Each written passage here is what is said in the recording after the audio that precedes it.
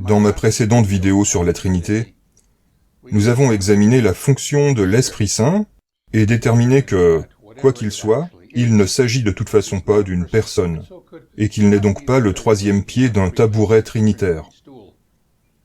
Beaucoup d'ardents défenseurs de la doctrine sur la Trinité m'ont attaqué, moi, ou plus exactement mon raisonnement et mes conclusions bibliques.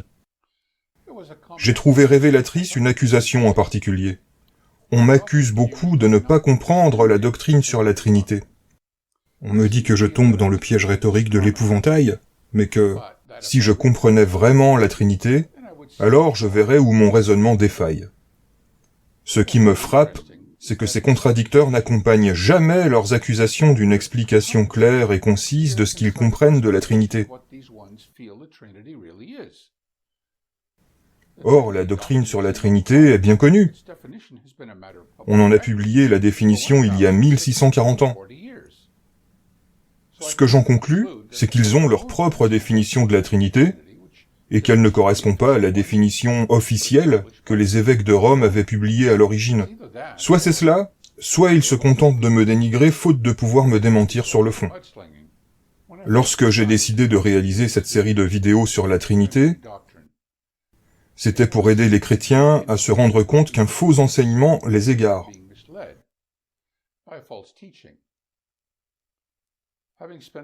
Comme j'ai passé presque toute ma vie à suivre les enseignements du Collège central des témoins de Jéhovah pour me rendre compte, devenu âgé, que j'avais été trompé, j'ai une grande motivation pour dénoncer le mensonge partout où je le trouve.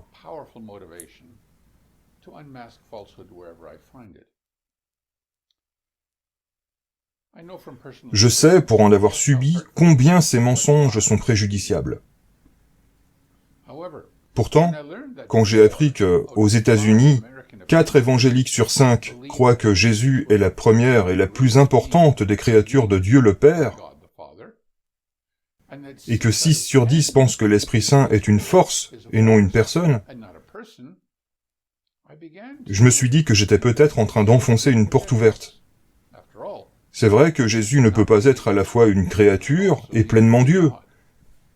Et si le Saint-Esprit n'est pas une personne, alors il ne peut pas y avoir de trinité de 3 personnes en un seul Dieu. Je place un lien dans la description de cette vidéo vers des références à ce sujet. C'est le même lien que dans la vidéo précédente. Apparemment, la plupart des chrétiens se disent trinitaires par conformisme vis-à-vis de leur communauté religieuse, mais dans le fond, ils n'adhèrent pas aux bases du trinitarisme.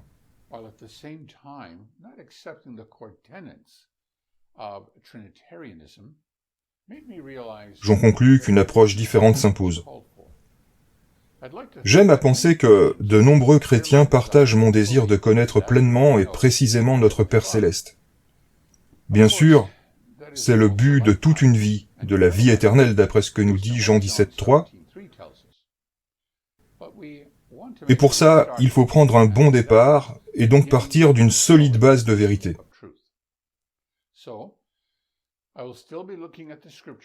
Je vais donc continuer d'examiner les passages bibliques qu'utilisent les trinitaires pur laine pour défendre leurs croyances, mais pas dans le seul but de montrer leur erreur de raisonnement, mais surtout pour mieux souligner la véritable relation qui existe entre le Père, le Fils et l'Esprit Saint. Tant qu'à le faire, faisons-le bien.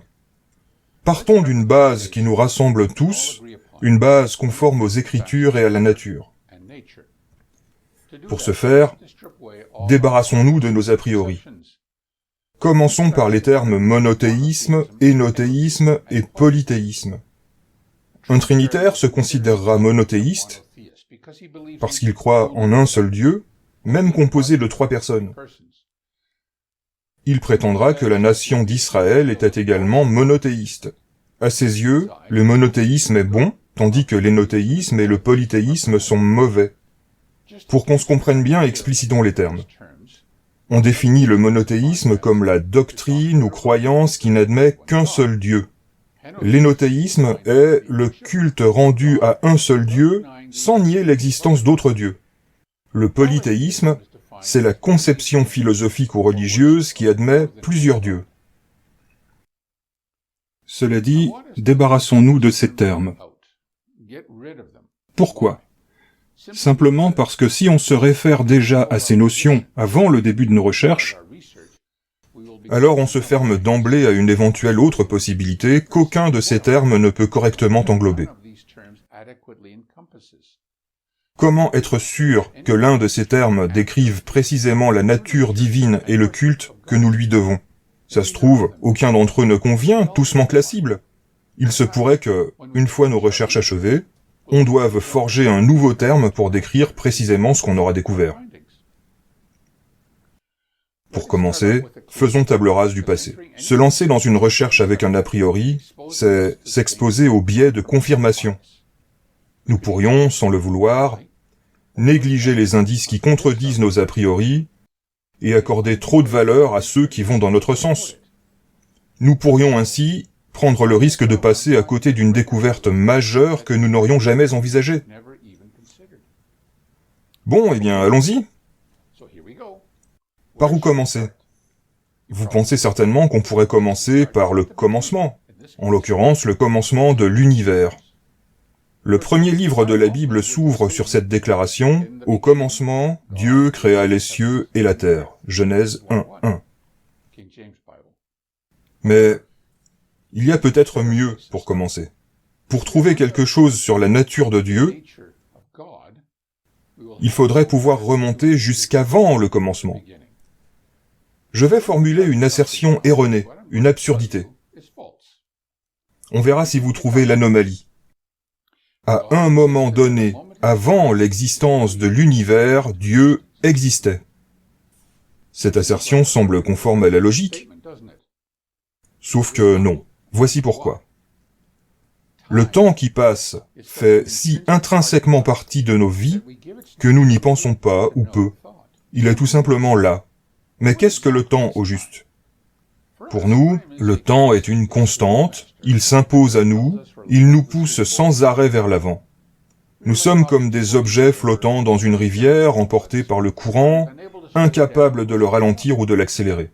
Nous existons tous à un moment donné. Le moi qui existe au moment où je prononce ces mots cesse d'exister au moment où le moi actuel le remplace. Le moi qui existait au début de cette vidéo a disparu à jamais. Nous ne pouvons pas remonter le temps, il nous emporte avec lui dans son courant. Nous existons d'un instant à l'autre, un moment à la fois. Nous pensons que nous sommes tous pris dans le même cours du temps, que chaque seconde qui passe pour moi est la même qui passe pour vous. Eh bien non. Einstein a suggéré que le temps n'est pas immuable. Il a théorisé que la gravité et la vitesse pouvaient ralentir le temps. Si un homme faisait un aller-retour vers l'étoile la plus proche en voyageant à une vitesse proche de celle de la lumière, le temps ralentirait pour lui. Le temps suivrait son cours normal pour ceux qu'il laisserait derrière lui, et il vieillirait de 10 ans. Mais lui reviendrait en n'ayant vieilli que de quelques semaines ou quelques mois, selon la vitesse de son voyage. Je sais que ça semble trop bizarre pour être vrai, mais les scientifiques ont mené des expériences qui confirment que l'attraction gravitationnelle et la vitesse altèrent le cours du temps. Je placerai quelques références dans la description de cette vidéo pour les amateurs de sciences qui voudraient creuser le sujet. Ce que je veux dire, c'est que contrairement à ce que notre bon sens pourrait nous dicter, le temps n'est pas une constante de l'univers. Le temps est mutable ou modifiable. La vitesse à laquelle le temps se déplace peut changer, ce qui indique que le temps, la masse et la vitesse sont interdépendants. Ils sont tous relatifs les uns aux autres, d'où le nom de la théorie d'Einstein, théorie de la relativité. Nous avons tous entendu parler du continuum espace-temps. Pour le dire autrement, sans univers physique, pas de temps. Le temps est une création, au même titre que la matière. Donc, quand j'ai dit « à un certain moment avant l'existence de l'univers, Dieu existait », j'ai posé une prémisse fausse. Le temps n'existait pas avant l'univers, parce que le cours du temps fait partie intégrante de l'univers. Il n'est pas séparé de l'univers. Hors de l'univers, il n'y a ni matière, ni temps. Au dehors, il n'y a que Dieu. Vous et moi, nous existons dans le cadre du temps. Nous ne pouvons pas exister hors du temps. Nous lui sommes soumis, nous en dépendons. Les anges existent également dans ce cadre. Bien qu'on ne comprenne pas ce qui les distingue de nous, il semble qu'ils fassent partie, eux aussi, de la création de l'univers. Que l'univers physique ne soit que la partie de la création que nous sommes capables de percevoir, mais que les anges dépendent eux aussi du temps et de l'espace. Dans Daniel 10:13, nous lisons qu'un ange a été envoyé en réponse à la prière de Daniel.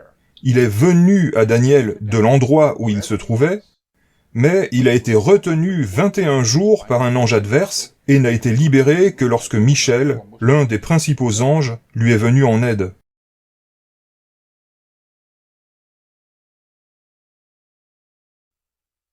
Ainsi, les lois de l'univers créé s'imposent à tous les êtres créés au commencement, dont parle Genèse 1:1.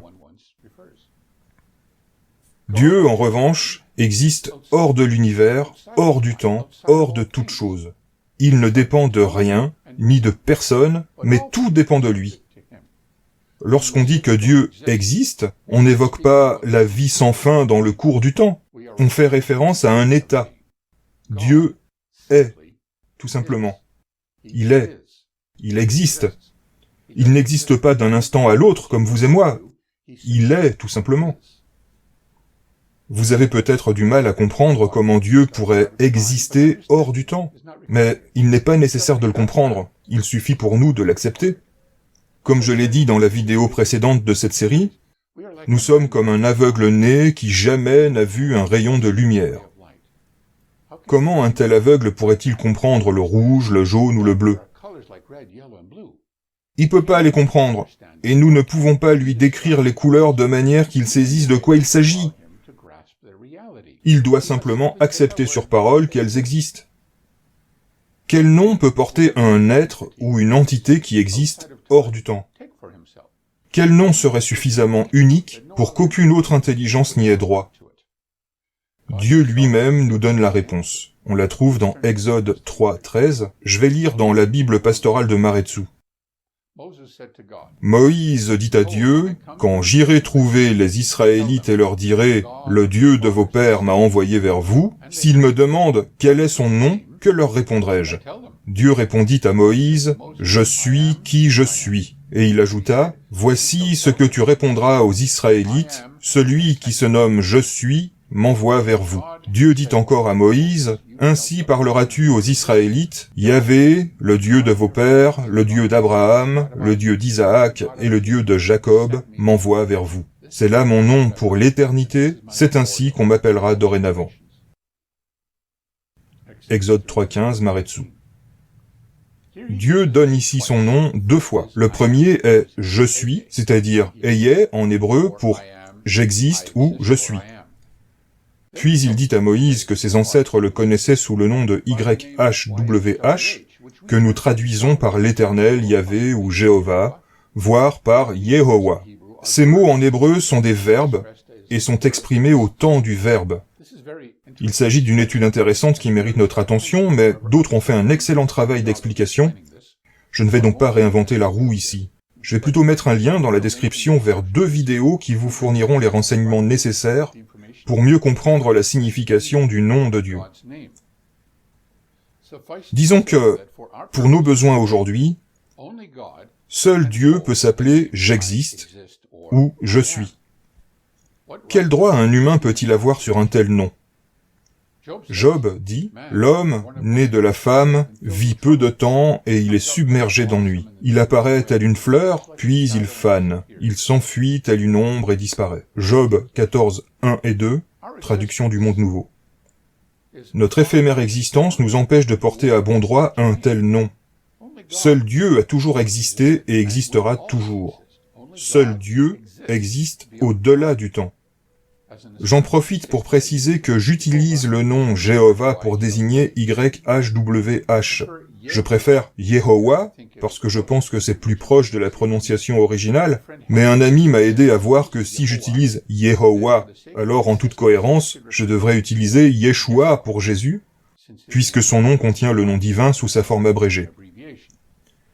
Je vais privilégier la cohérence plutôt que la prononciation dans les langues d'origine. J'utiliserai donc Jéhovah et Jésus.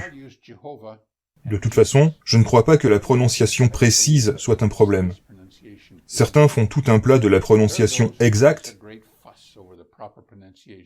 mais à mon avis, c'est souvent pour nous inciter à ne pas utiliser le nom du tout.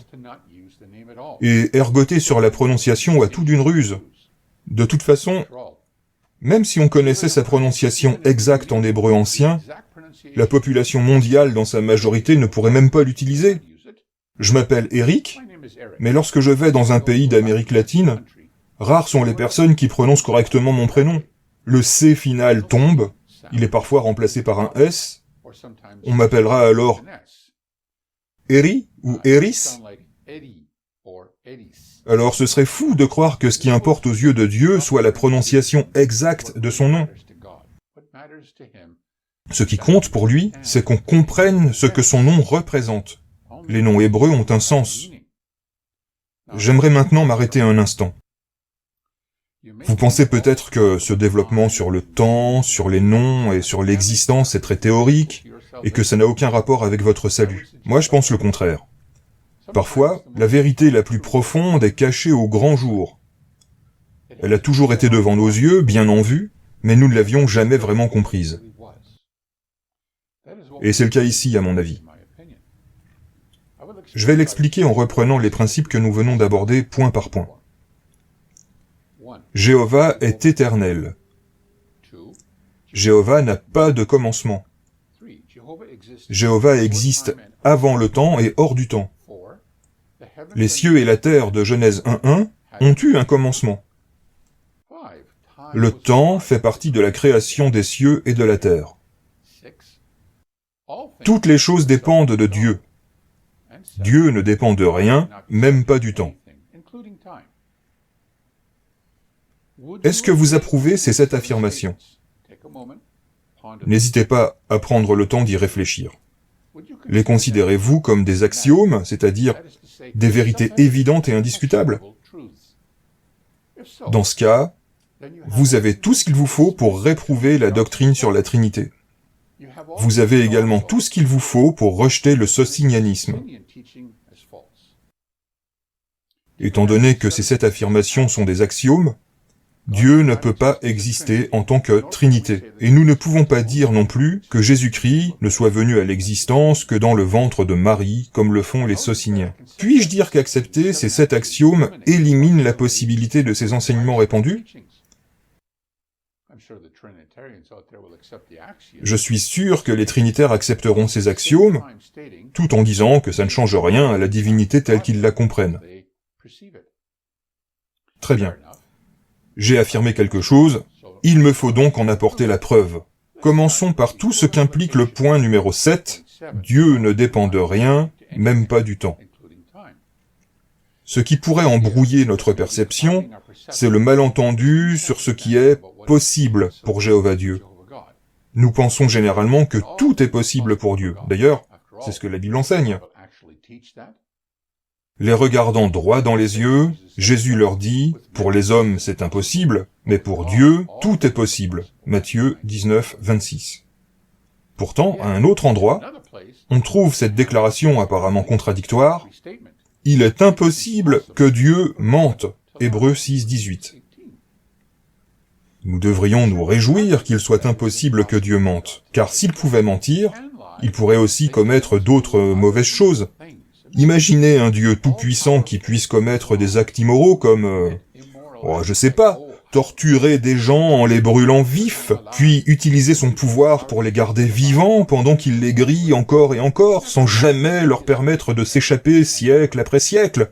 Brrr, quel scénario cauchemardesque! Bien sûr, le Dieu de ce monde, Satan le diable, est mauvais. S'il était tout-puissant, il se délecterait probablement d'un tel scénario, mais Jéhovah, pas du tout. Jéhovah est juste, droit et bon, et plus que tout, Dieu est amour. Il ne peut donc pas mentir, car cela le rendrait immoral, méchant et mauvais.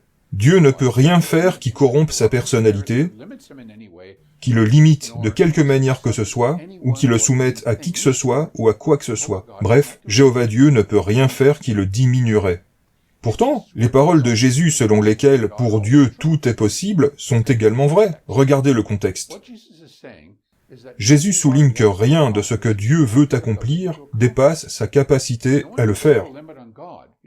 Personne ne peut fixer de limite à Dieu, car pour lui, tout est possible. Par conséquent, un Dieu d'amour qui veut être avec sa création, comme il l'était avec Adam et Ève, créera un moyen de le faire, sans pour autant limiter sa nature divine en se soumettant à quoi que ce soit. C'était la dernière pièce du puzzle. Vous l'avez. Vous la voyez maintenant? Moi, je ne la voyais pas. Pendant de nombreuses années, je ne l'ai pas vue.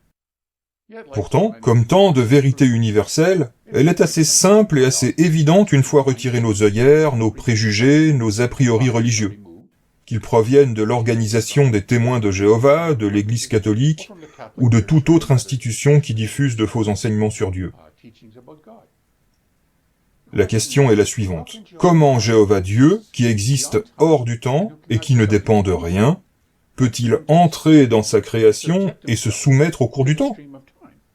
Il ne peut pas être diminué. Et pourtant, s'il vient dans l'univers pour être avec ses enfants, alors comme nous, il doit se mettre à n'exister que d'un instant à l'autre, sous la dépendance du temps qu'il a créé. Le Dieu Tout-Puissant ne peut être soumis à rien. Par exemple, considérez ce récit. Plus tard, alors que Jéhovah Dieu se promenait dans le jardin, vers le moment du jour où souffle la brise, ils entendirent sa voix. L'homme et sa femme se cachèrent alors de Jéhovah Dieu parmi les arbres du jardin. Genèse 3:8. Ils ont entendu sa voix et ont vu son visage. Comment est-ce possible? Abraham aussi a vu Jéhovah. Il a mangé avec lui, il a parlé avec lui. Puis les hommes partirent en direction de Sodome, mais Jéhovah resta avec Abraham. Quand il eut fini de parler avec Abraham, Jéhovah partit, et Abraham retourna chez lui. Genèse 18, 22 et 33. Tout est possible pour Dieu. Il est donc évident que Jéhovah Dieu a trouvé le moyen d'exprimer son amour à ses enfants en étant avec eux, en les guidant, sans pour autant se limiter ou se diminuer en quoi que ce soit. Comment a-t-il fait? La réponse a été donnée dans l'un des derniers livres écrits dans la Bible, dans un récit parallèle à Genèse 1:1. Ici, l'apôtre Jean développe le récit de la Genèse en révélant des connaissances jusqu'alors cachées. Au commencement était la parole. La parole était auprès de Dieu, la parole était Dieu. Elle était au commencement auprès de Dieu. Tout est venu à l'existence par elle, et rien n'est venu à l'existence sans elle. Jean, chapitre 1, versets 1 à 3, Nouvelle Bible seconde. Quelques traductions rendent la dernière partie du verset 1 par « La parole était un Dieu ». Il en existe d'autres qui la rendent par « La parole était divine ». D'un point de vue grammatical, il est possible de trouver une justification à chaque interprétation. En cas d'ambiguïté dans un texte, on révèle le sens véritable en déterminant quelle interprétation s'harmonise avec le reste des Écritures. Mettons donc de côté toute controverse grammaticale pour le moment, et concentrons-nous sur la parole, le verbe ou le logos lui-même. Qui est la parole? Et tout aussi important, pourquoi cette parole? Le pourquoi est expliqué au verset 18 du même chapitre. Personne n'a jamais vu Dieu, le Dieu unique engendré qui est dans le sein du Père, il nous l'a fait connaître. Jean, chapitre 1, verset 18, NASB 1995. Le Logos est le Dieu unique engendré, ou le Dieu Fils unique, selon la Nouvelle Bible seconde. Jean, chapitre 1, verset 18, nous dit que personne n'a jamais vu Jéhovah Dieu, ce qui est précisément la raison pour laquelle Dieu a créé le Logos. Le Logos, le Verbe ou la parole, est divin, existant sous la forme de Dieu, comme le dit Philippiens 2, 6. Il est un Dieu, le Dieu visible, qui explique le Père. Adam, Ève et Abraham n'ont pas vu Jéhovah Dieu. Aucun homme n'a vu Dieu à aucun moment, dit la Bible. Ils ont vu la parole de Dieu, le Logos. Le Logos a été créé ou engendré pour combler le fossé entre le Dieu Tout-Puissant et sa création universelle.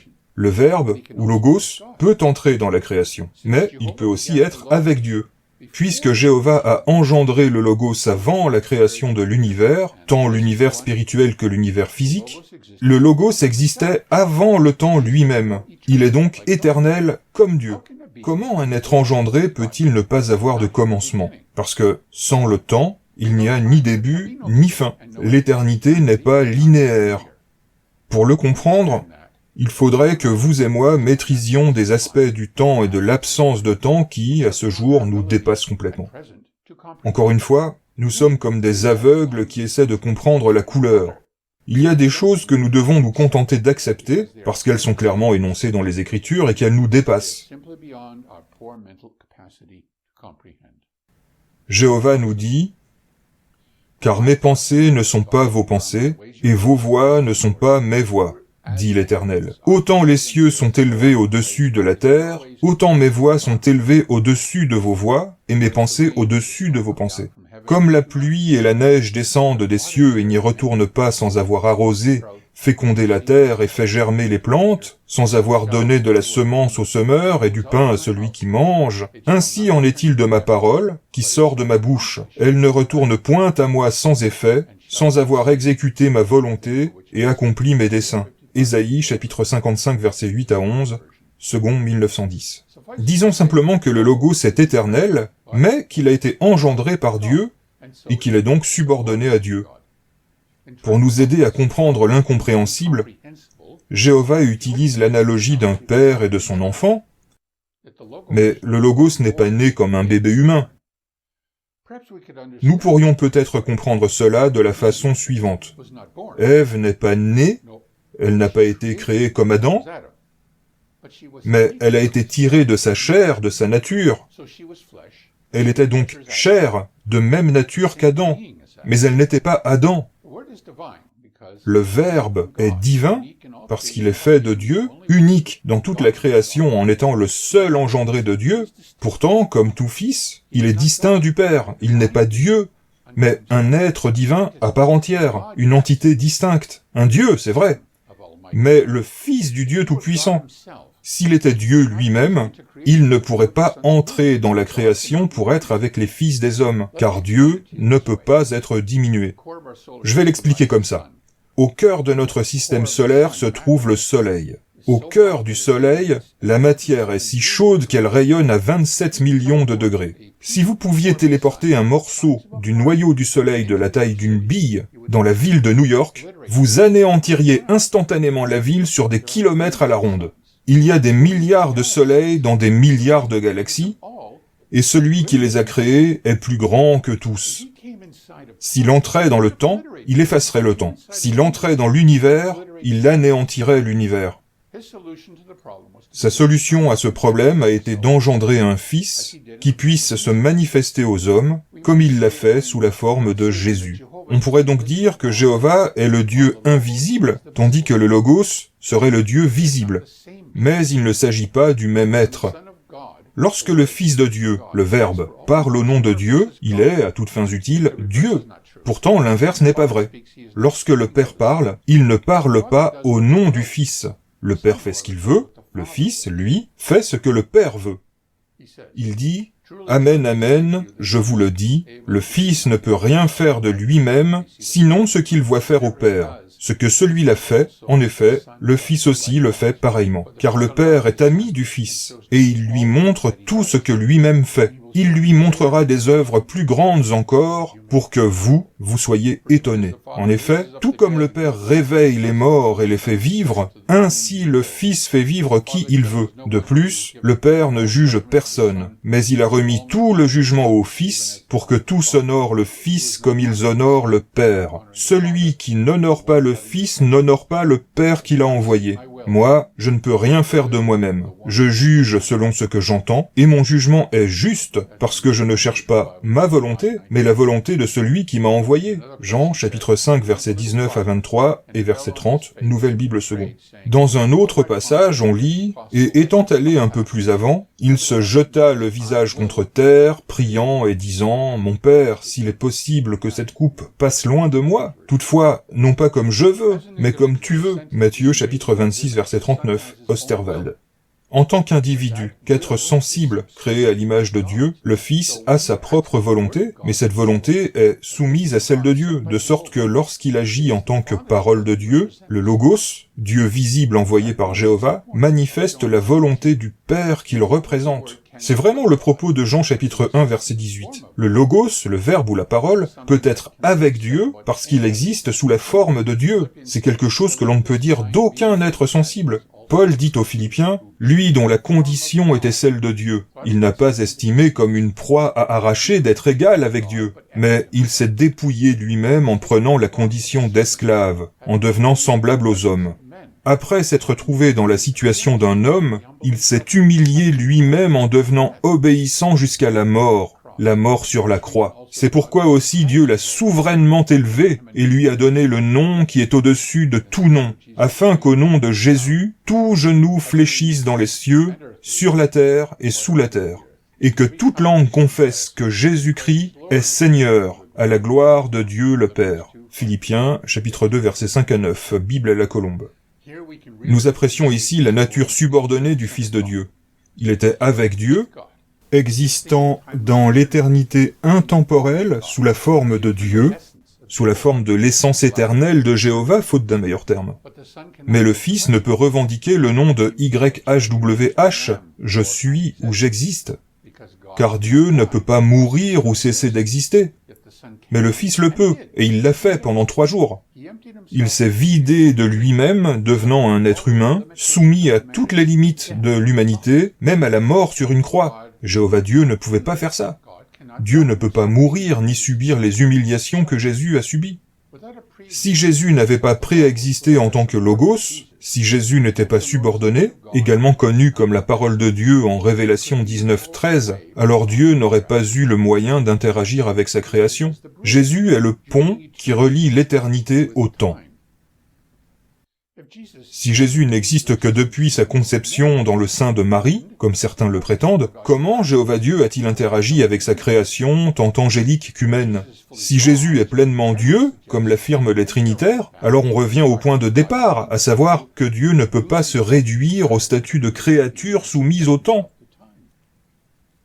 Lorsqu'Ésaïe, chapitre 55, verset 11, que nous venons d'examiner, dit que Dieu envoie sa parole, c'est pas une métaphore.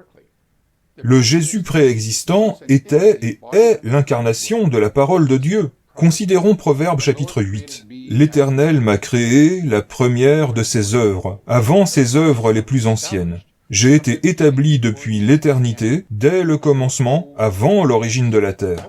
Je fus enfanté quand il n'y avait point d'abîme, point de source chargée d'eau, avant que les montagnes soient affermies, avant que les collines existent, je fus enfanté.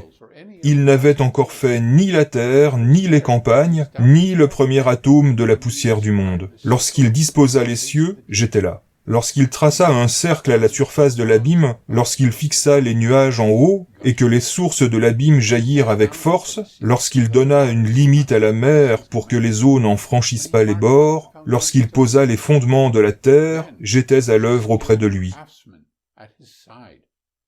Et je faisais tous les jours ses délices, jouant sans cesse en sa présence, jouant sur le globe de sa terre, et trouvant mon bonheur parmi les fils de l'homme. » Proverbe 8, 22 à 31.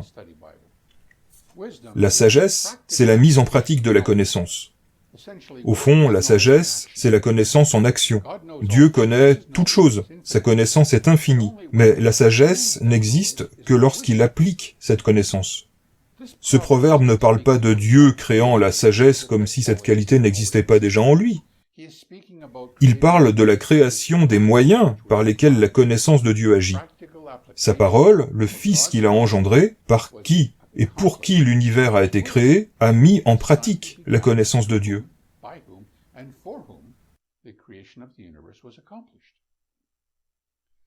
Plusieurs passages des Écritures pré-chrétiennes ou Ancien Testament parlent clairement de l'action de Jéhovah et trouvent un équivalent dans les Écritures chrétiennes ou Nouveau Testament, où Jésus est présenté comme celui qui réalise la prophétie. Cela a conduit les Trinitaires à conclure que Jésus est Dieu, que Père et Fils sont 2 personnes en un seul être. Mais cette conclusion crée beaucoup de problèmes avec d'innombrables passages indiquant que Jésus est subordonné au Père. Je crois que comprendre pourquoi le Dieu Tout-Puissant a engendré un Fils divin, un Dieu à sa ressemblance, mais pas son équivalent, un Dieu qui pourrait faire le lien entre le Père éternel et intemporel et sa création, nous permet d'harmoniser tous les versets. Cette compréhension pose une base solide à notre objectif éternel de connaître le Père et le Fils, comme on le lit dans Jean. Et la vie pour toujours, c'est te connaître toi, le seul vrai Dieu, et connaître celui que tu as envoyé, Jésus-Christ. Jean 17,3, parole de vie. Nous ne pouvons connaître le Père que par le Fils, car c'est le Fils qui interagit avec nous. Il n'est pas nécessaire de considérer le Fils comme l'équivalent du Père dans tous les aspects, de croire qu'il est pleinement Dieu. En fait, une telle croyance entravera notre compréhension du Père. Dans les prochaines vidéos, j'examinerai les textes que les Trinitaires utilisent pour défendre leur enseignement et démontrerai comment, dans chaque cas, la compréhension que nous venons d'examiner fonctionne, sans qu'on ait besoin de créer une triade artificielle de personnes formant une divinité. En attendant, je tiens à vous remercier de votre attention et de votre soutien constant.